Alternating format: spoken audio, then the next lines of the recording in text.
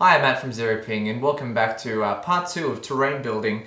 Now, of course, back is Evan, who's going to take us through this whole process. Hi Matt. Yeah, so thank you for joining us again. As you may have seen last time, if not, Matt will post the previous video, I'm sure. Click here to see part 1. Very good. We started with plain piece of wood, base coated in white, and we started placing out rough terrain ideas with chunks of styrofoam, all the lumpy bits. Covered the styrofoam in plaster bandages to help glue them down to the table and give them a bit more character, make them look more like terrain and less like chunks of styrofoam. And then for the rocks, we covered them in tinfoil to give them more rock-like texture. So this week, what we'll be doing is adding colour to it and adding sand, grass, texture, all that kind of stuff, and probably a road going through it as well. Let's get to it. Thank you for joining us again. Here's where we're up to. Everything we did last time has dried nicely. As you can all hear, it's nice and solid. No air bubbles, no water left in it, all dry, which is perfect. So what we're going to be doing today is basically painting it. I will start by painting up the rocks. They're going to be grey. I'll show 2 different methods for painting them because it's different scenarios, different methods. It's just handy to have a few.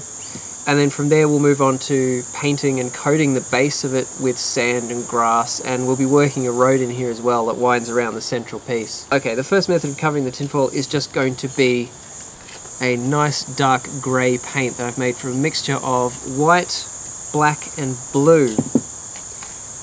I've mixed in a little bit of PVA glue as well to make sure it sticks to the tinfoil, because that's the tricky bit. Tinfoil, it doesn't really like stuff sticking to it, so you have to help the paint a little bit. Okay. So you want plenty on the brush to begin with, so that you can get it into all the nooks and crannies on here. You don't want any tinfoil showing, because then it will, the illusion will be broken somewhat. I'm going to start with the darkest colour you're going to be using as the base coat, because that way you can build up the lighter colours, having the darker ones show through here and there, and it gives a nice pleasing effect. Helps to highlight the dark areas and highlight the higher areas as well. Alright, so that's that one. Doing this one next. It may be necessary to do a second coat on these, because like I said, tinfoil doesn't like stuff sticking to it, so you will get tinfoil showing through in some places, but that's alright. I still think tinfoil is worth using because it gives a very pleasing rock-like effect.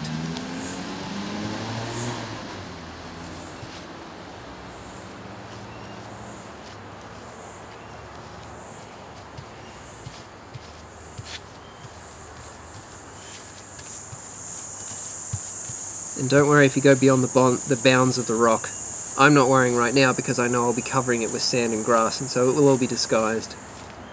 Just make sure you get all the tinfoil. The other method of painting the rocks that can be used is something like an aerosol-based paint. These are very effective on tinfoil because they have a chemical-based adhesive which helps them stick to it really, really well. And they're nice and quick. Application of this is simple.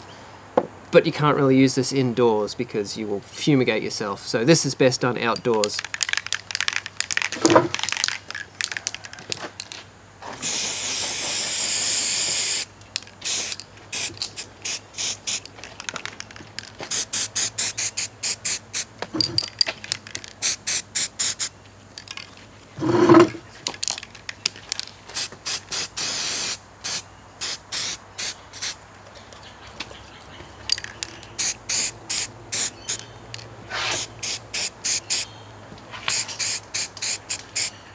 And while you're doing this, you want to keep the can as level as possible, because the further the angle of the tilt, the more accelerant you'll get and the less paint. And the more accelerant, the more the paint will run. So you want to try and keep it level, make sure it's shaken up really well, you'll get the best result.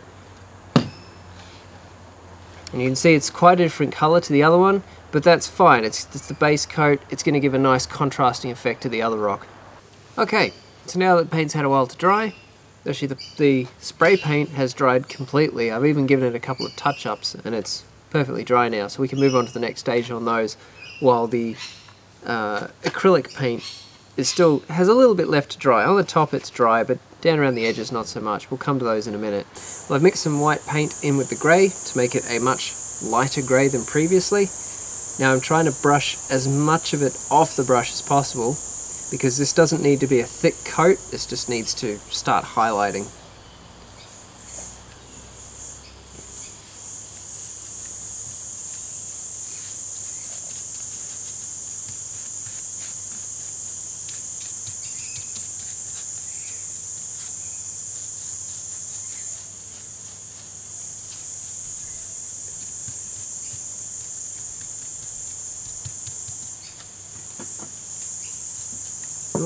Can leave some of the undercoat showing through. Gives a bit more character. Again, once we shade them with some ink later on, it'll all come together a bit better.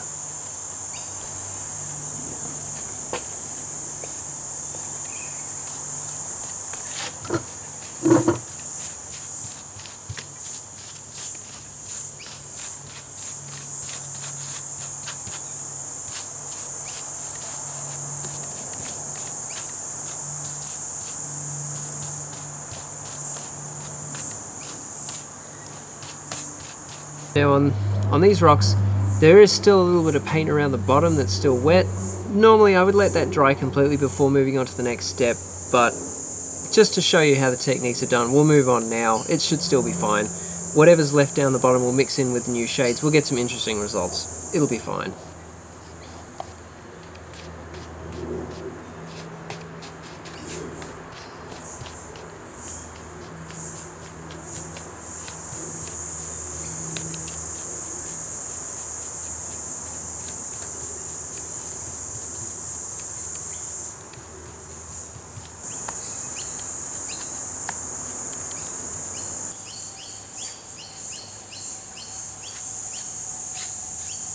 Now that the next layer has dried, before we put on the final top very light dry brush layer, I want to use a mixture of ink and water.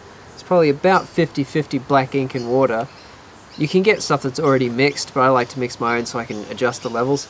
This is to give some shadowing to the crevices and such on the rock faces. For this I use a smaller brush, like a much smaller brush, because it doesn't need to coat the entire thing. You're just trying to get the crevices, and you have much more control with a small brush.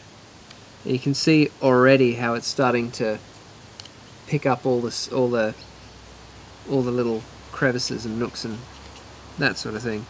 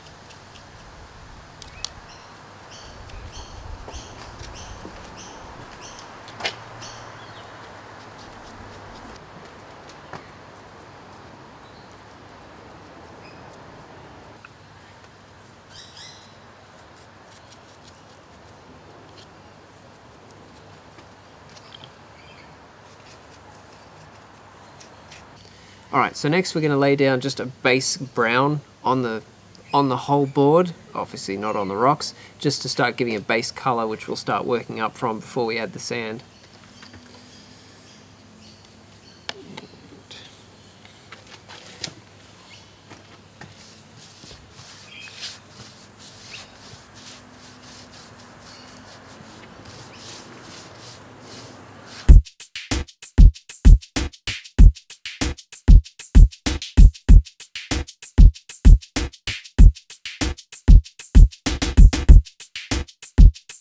Now that we've got our base colour down, I'm going to lay out a strip of glue where I want the road to be.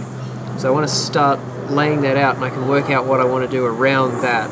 So that'll be next. And basically it's just PVA glue, brush, just layer it straight on.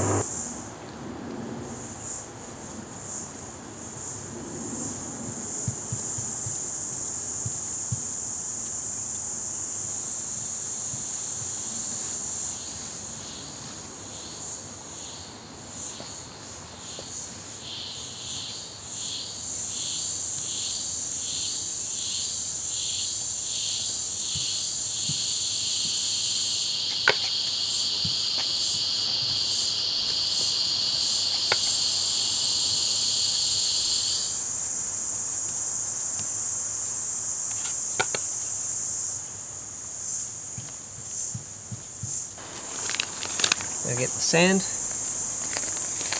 For this, I'm using a fairly coarse sand, because fine grain sand on this scale, I don't think it looks very good.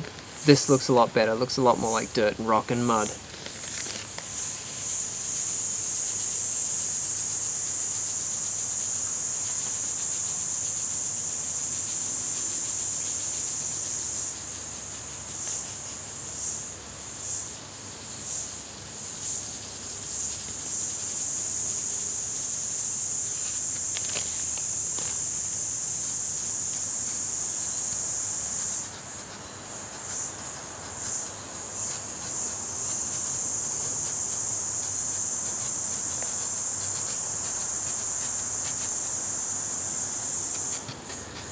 If I was wanting this to look like a very clean road, I would probably be doing this, making sure I poured it right to the edges, but I want this to be roughshod. It's a damaged land, you know, so it's going to be kind of rough.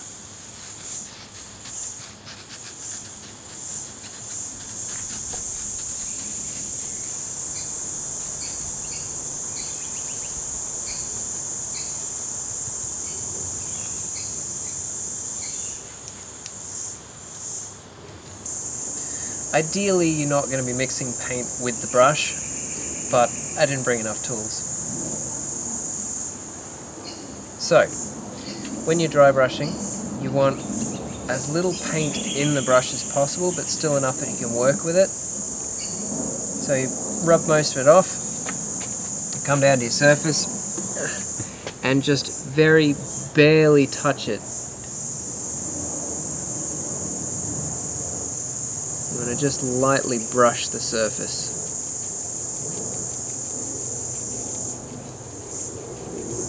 And you can see it's already starting to highlight.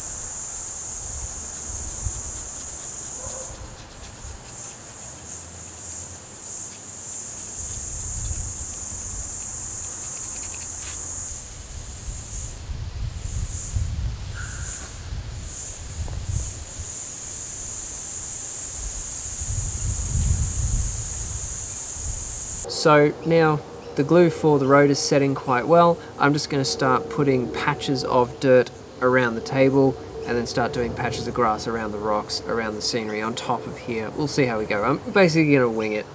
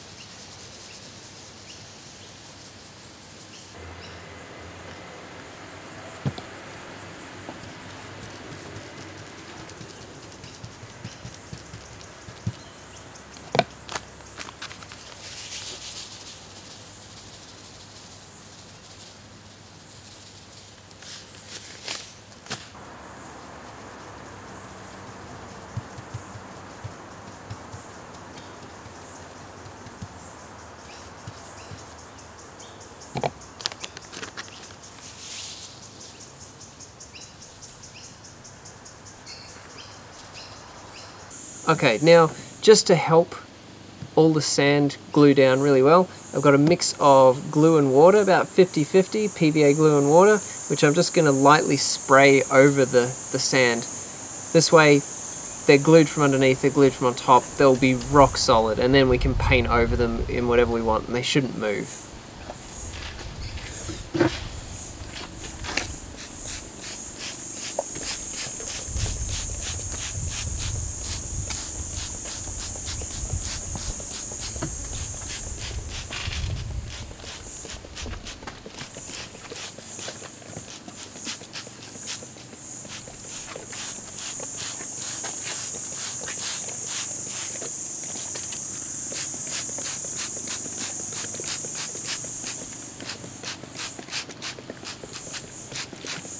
So normally we'd let this dry overnight before going on to the next stage, but in the interest of time, we're going to move on. I think it might lead to some interesting results anyway.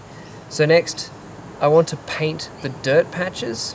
They're going to be a lighter brown though, so I'm going to mix some brown paint with some glue and some white paint so that basically differentiate them from the rest of the terrain. The roadway will then have some ink, some of the ink wash that I made washed over it. Once we've done that, we'll start laying the grass, and it should be getting close to being finished.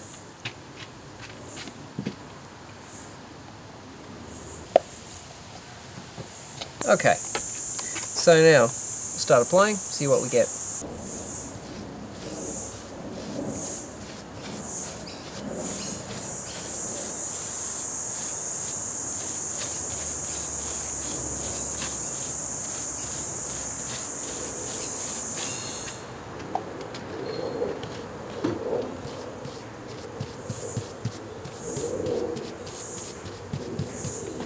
You're going to add a little bit of water to this so that it spreads more easily.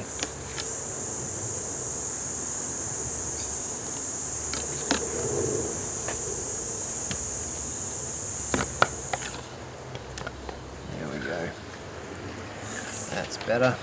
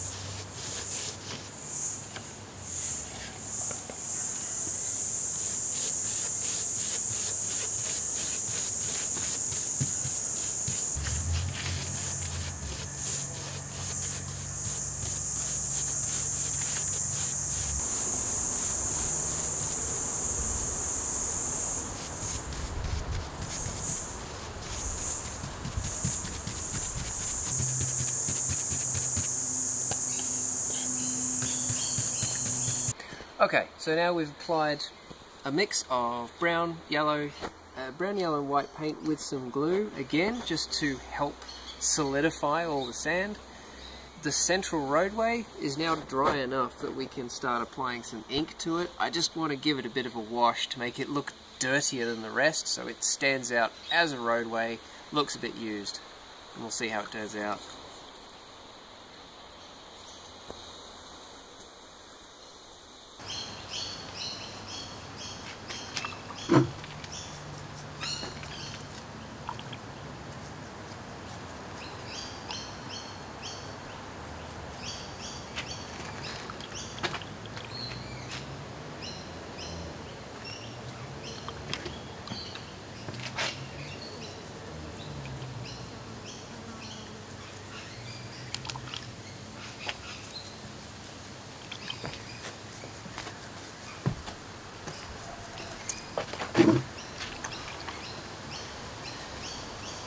And basically there's no hard and fast rules to doing this.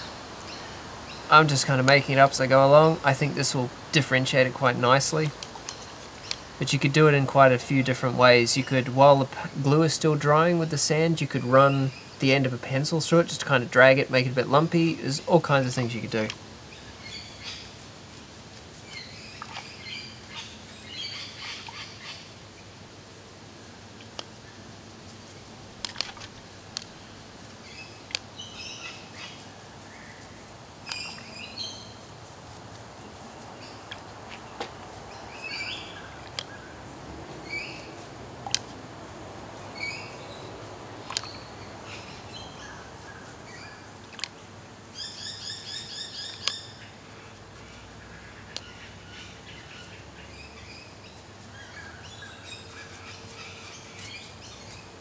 So next we're going to start laying the grass around the top area here, around the roadways, around the rocks, and just fill in little gaps here and there. I'm going to try and overlap the edges of the sand in some places just so it all kind of blends. This will be the same method as laying the sand. It'll just be PVA glue down. I'll spread it around with a brush, sprinkle the grass fibers on it. Once they're well enough stuck there, then I will give them a spray with the glue and water so that they really hold well to the board. May require a few applications of that, but that's fine, we can do that.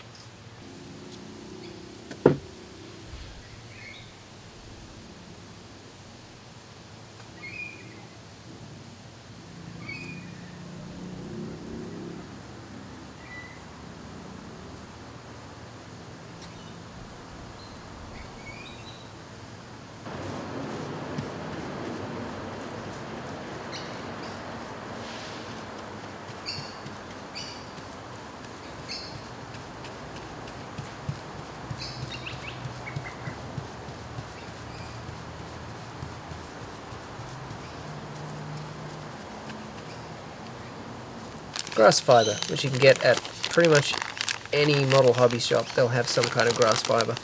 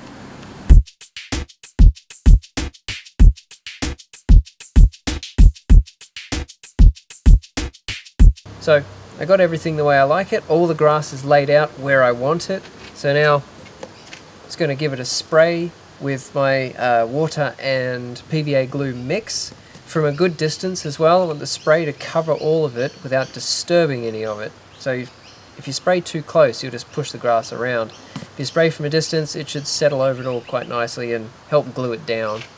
So I hope you enjoyed basically Evan teaching you how to make some terrain for basically any tabletop game. Yeah, anything. You could even use a lot of these techniques for model railways or dioramas or anything. But thank you for joining us for the second half. It was an absolute blast to come and do this for you.